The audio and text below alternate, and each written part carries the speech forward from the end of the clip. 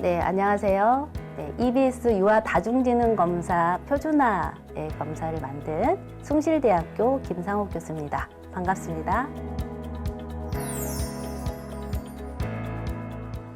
유아 다중지능검사는요, 유아 발달 수준에 맞게 우리가 이제 테스트하는 검사지로 개발을 했는데요.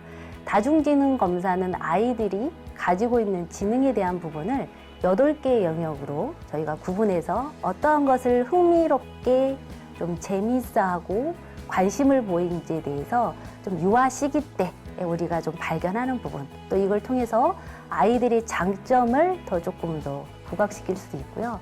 아이들이 관심 없거나 흥미 없는 부분에 대해서 조금 더 아이들이 경험할 수 있도록 하는 어떤 그러한 학습적인 영역으로 저희가 이 검사를 실시한다고 보시면 되겠습니다.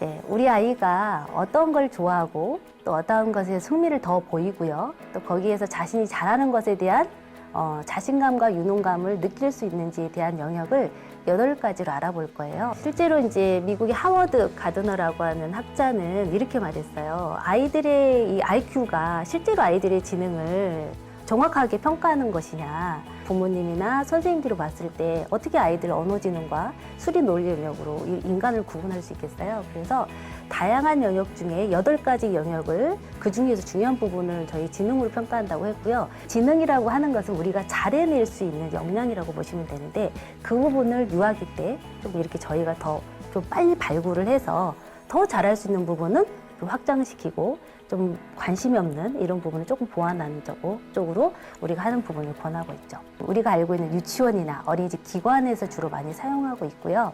또 부모님들도 우리 아이에 대한 재능, 또 우리 아이가 좀 어려워하거나 관심이 없는 분야에 대해서 궁금하실 때 적극적으로 이걸 사용하시면 좋을 것 같습니다.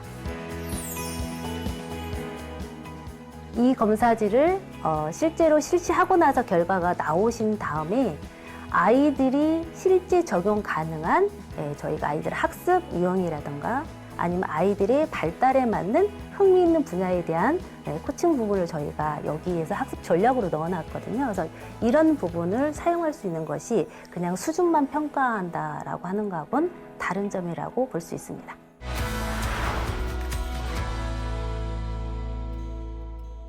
네, 유아 다중지능 검사에 대해서 설명드리도록 하겠습니다. 다중지능 이론은요, 하워드 가드너라고 하는 학자, 하버드 대학교에서 교육대학원의 교수로 계신 심리학자셨고요. 이분이 말씀하시기로는 지능이 높은 아동은 모든 영역에서 우수할 것이다 라고 하는 이런 획일적인 지능관을 강하게 비판하셨죠. 실제로 인간의 지적 능력은 서로 독립적이고 상이하지만 여러 가지 유형의 능력으로 구성되어 있다라고 말한 학자입니다. 그래서 개인마다 또 우리 아이들마다 각 유형의 발달이 다 다를 수 있고 그 수준을 아는 것이 어떻게 보면 아이들의 다양한 지능을 알 수 있는 방법이다라고 말하기도 했죠. 자, 유아 다중지능 검사에 대한 부분, 그래서 어떠한 목적을 갖고 있는지를 살펴보도록 하겠습니다. 사실은 8가지 지능 유형을 바탕으로요, 이 다중지능에 대한 각각의 특성, 그리고 영역별 흥미에 대한 부분을 측정합니다. 우리 아이들이 갖고 있는 능력이 얼마나 많을까, 또 어떤 강점이 있고 어떤 약점을 가지고 있을까에 대한 부분을 확인하는 것이고요. 이런 특성을 확인한 후에는 아이들의 능력에 맞게끔 적합한 교수법, 또 학습에 대한 프로그램을 적용할 수 있다는 것이 장점이겠죠. 자, 그럼 유아 다중지능 검사에 대한 부분을 한번 알아볼까요? 자, 우리는 이렇게 말하죠. 보통 IQ에 대한 부분으로 천재, 일반인, 그리고 전응아, 이렇게 구분하는 것이 보통 IQ입니다. 그런데 저희가 말하는 다중지능은 이렇게 말하죠. 모든 사람은 8가지의 지능을 가지고 태어난다. 다만 개인에 따라서 강점 지능이 차이가 나고 또 누구는 과학자로 또 어떤 사람은 음악가로 살아갈 뿐이다 라고 말하고 있죠. 또 한번 구분해서 설명해 드릴까요? IQ에서는 이렇게 말합니다. 아인슈타인은 천재다. 그죠? 자, 우리 다중지능에서는 이렇게 말합니다. 아인슈타인은 논리수학 지능이 매우 뛰어나다. 한편 언어 지능이 낮아서 의사소통 장애가 많았다 라고 해석을 할 수 있겠죠. 이처럼 다중지능에 대한 부분은 조금 더 구체화시키고 조금 더 명료화시켜서 우리가 어떠한 것에 흥미를 더 가지고 있는지를 더 많이 알 수 있는 장점이 있다라고 볼 수 있겠습니다. 자, 유아 다중지능 검사에 대한 부분을 조금 더 제가 설명해 드리면, 이 검사에 대한 이해 부분에서 인간은 다양한 지적 능력을 보유하고 있다. 이런 지적 능력에 대한 8가지 영역으로 구분할 수 있다. 그리고 그것은 그 사람마다 또 우리 아이들마다 고유한 특성이기 때문에 그거를 살리고 또 하나 관심이 없는 분야에 대해서는 이런 환경과 경험을 통해서 발달시켜서 그것을 높일 수 있다라고 하는 부분이 여기에서 계속 이해시키고자 하는 부분입니다. 8가지 영역을 말씀드리면 언어 영역, 그죠? 논리 수학 영역, 시공간 지능, 그 다음에 음악 영역, 그 다음에 신체 운동, 그다음에 대인관계, 자기이해, 자연 친화에 대한 영역으로 해서 각각의 지능을 알아본다고 보시면 되겠습니다. 자, 이 유아 다중지능 검사를 어떻게 활용할 것인가? 사실은 8가지 지능을 이제 파악하시고요. 그것은 우리 아이들의 잠재력이라고 할 수 있겠죠. 이 표준화된 검사로 아이의 지적 능력인 지능 수준에 대한 영역을 판단하시고 또 거기에 따른 행동 수준을 파악해서 아이들에 대한 큰 어떤 잠재력과 장점에 대한 부분과 또 아이들이 보완해야 되는 단점에 대한 부분을 이제 측정할 수 있습니다. 그렇지만 이거는 좋고 나쁨이 있지 않죠. 우리 아이들이 특별하게 흥미를 가지고 더 좋아하는 것이기 때문에 그렇습니다. 그래서 아이들의 개인 발달 수준에 따라서 다중지능의 영역에 흥미로운 분야를 우리가 양육 방법이라든가 학습 환경으로 제공하는 것은 우리 아이들이 더 건강하고 자신감 있게 자랄 수 있는 자신의 강점을 높여주는 그런 좋은 방법이라고 생각이 됩니다. 자, 그러면 앞으로 이 검사에 대한 부분에 해석을 통해서 우리 아이들한테 조금 더 적극적으로 우리 아이들이 좋아하는 것을 실천할 수 있도록 도와주는 계기가 되셨으면 좋겠습니다.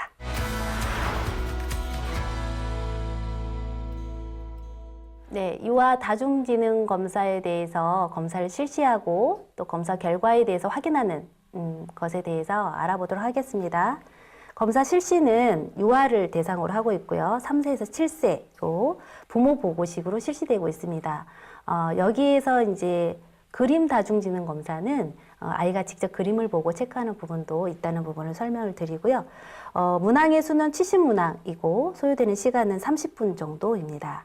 우선 유의사항은 본 검사의 각 문항에는 정답이 없습니다. 그래서 부모님께서 문항을 잘 읽어보시고 평소에 우리 아이, 자녀와의 모습과 일치하는 것을 고르시면 됩니다. 다중지능 검사에 대한 부분, 유아에 대한 부분은 이렇게 많은 정보가 제공이 되고 있는데요.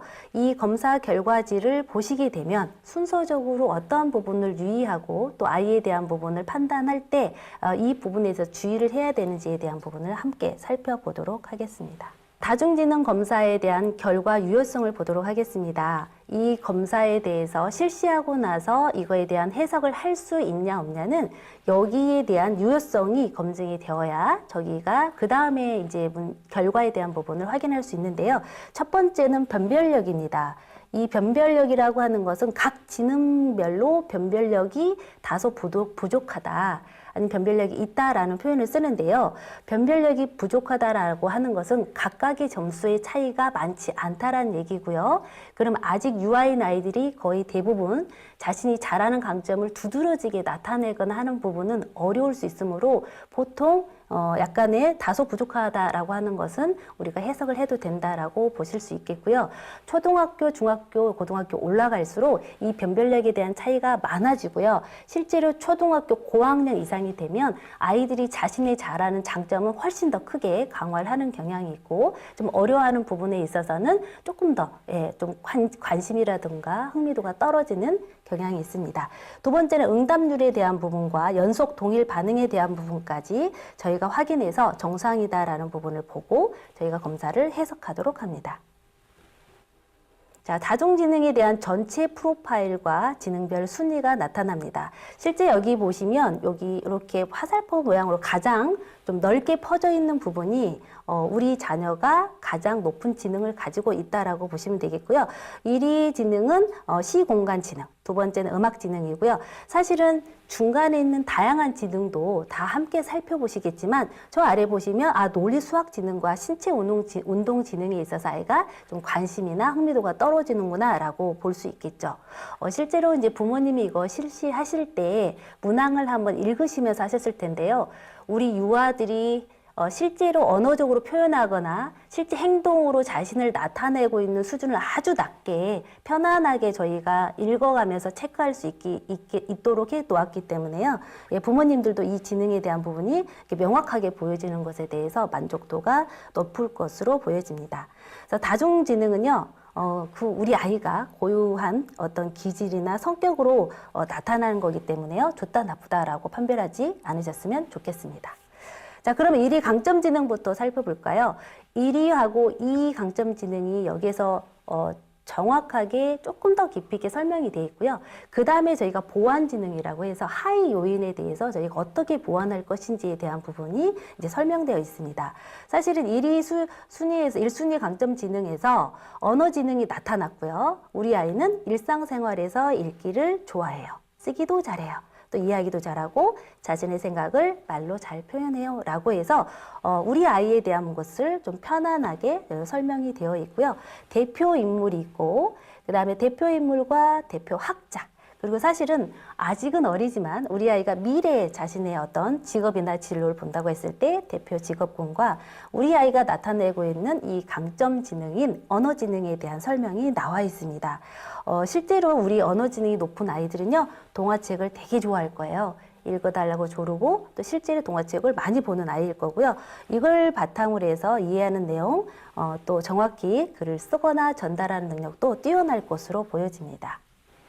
두 번째, 2순위 강점 지능은 논리 수학 지능입니다. 일상생활에서 숫자를 쉽게 사용하고요. 되게 논리적으로 접근하는 것에 관심이 많아요. 왜요? 나는 잘 모르겠는데 설명해 주세요. 이런 표현을 많이 쓸 거고요. 문제 해결 능력이 좀 높은, 그래서 무엇인가 자기가 스스로 해결하려고 하는 그런 모습을 많이 볼 거예요. 자, 대표 인물과 대표 학자, 네, 그리고 대표 직업, 그리고 2위 강점 지능에 대한 논리 수학 지능에 대한 설명이 있습니다. 우리 아이는 이 지능이 높고요. 논리적으로 잘 따지고요. 그래서 숫자와 관련된 체계를 잘 설명할 수 있습니다. 실제로 부모님에게도 체계적으로 설명해 주길 원할 수 있는 그런 아이겠죠. 자, 제가 말씀드린 것처럼 마지막으로는 약점 지능이라고 하는 보완 지능에 대한 부분을 저희가 설명하고 있습니다. 우리 아이는 유아기 때문에요. 이 발달 시기에는 어떠한 부분이 현저하게 높거나 낮은 것에 대한 변별을 원하는 게 아니고요. 어떠한 것에 흥미를 더 보이고 또 이런 부분에는 조금 흥미가 낮고 하는 부분에 대해서 경험치, 다시 말하면 일반적으로 아이들이 경험하는 것에 대한 환경을 제공하기 위해서 이거를 검사하는 부분도 많기 때문에 약점 지능이 나쁘다가 아니고 이거에 대한 관심을 좀 이끌 수 있는 경험을 제공해 주어야 되겠다라고 이해하시면 좋을 것 같습니다. 자, 아이들한테 노래 부르기를 같이 한다든가, 그죠? 이런 좋아하는 리듬에 내가 좋아하는 문구를 넣어본다든가, 이런 활동이 아이들한테 보완을 위한 권장사항으로 나타나고 있고요. 참고사항을 보시면 앞에서도 있고 중간에도 다 설명은 되어 있는데요. 이런 약점 지능을 보았을 때 부모님들이 실망감이 생길 수 있어요. 그래서 저희가 이 참고사항에서 하워드 가드너 이 박사는 다중지능 이론은 모든 사람이 다 같은 능력과 흥미를 갖고 있지 않다라고 했고요. 모든 동일한 방법으로 배우는 것이 아니라 우리 아이들은 각각의 자신만이 좋아하는 능력과 기능을 발휘할 수 있도록 환경을 제공해야 된다라고 설명하고 있습니다. 꼭 참고해 주시기 바라겠습니다. 자, 이런 아이들의 강점을 확인하셨으면요. 이 강점을 활용해서 아이들이 더 건강하게 발달하고요. 상위 수준의 발달로 올라갈 수 있는 촉진을 위한 활동을 제공하고 있습니다. 이 부분이 아무래도 다른 검사지하고 좀 다르다라고 할 수 있는데요. 언어 지능에 대한 부분을 활동을 제한하는 방법, 또 부모님이 어떻게 하면 우리 아이의 강점을 조금 더 잠재력을 끌어올려서 창의적이고 좀 우리 아이만의 독특한 강점으로 개발시킬 수 있을까에 대한 부모 지침을 여기에서 설명하고 있습니다. 논리수학 지능이라던가 아니면 시공간 지능, 각각 지능에 대해서 다 설명이 되어 있는 부분이 이제 부모님들이 이 부모 지침을 통해서 우리 아이가 음악적 지능에 대한 부분에 관심이 좀 떨어지고 있는데 어떻게 하면 이것에 대해서 즐겁게 아니면 또 이 영역에 대해서 좀 흥미를 느낄 수 있을까에 대한 부분을 활동으로 제안하는 부분을 적극적으로 활용하셨으면 좋겠습니다. 각각 영역에 대한 신체 운동 지능, 대인관계 지능, 그리고 자기 성찰 지능, 자연 친화 지능까지 저희가 유아의 강점을 활용하고요. 또 발달을 촉진하기 위한 활동들을 제공하고 있습니다. 사실은 간단하게 우선 나와 있는 각각의 영역별로에 대한 수준과 거기에 대한 활동 촉진 방법을 설명드렸는데요. 이 다중지능 검사는 우리 아이들이 발달하는 데 있어서 우리가 조금 솔직히 알아볼 수 있는 아이들의 흥미도입니다. 그리고 우리 아이가 갖고 있는 재능이라고도 할 수 있거든요. 이 재능을 살려서 아이들이 아동기 또 청소년기에 이어지는 다양한 학습에서 자신이 스스로 주체적인 활동을 하고요.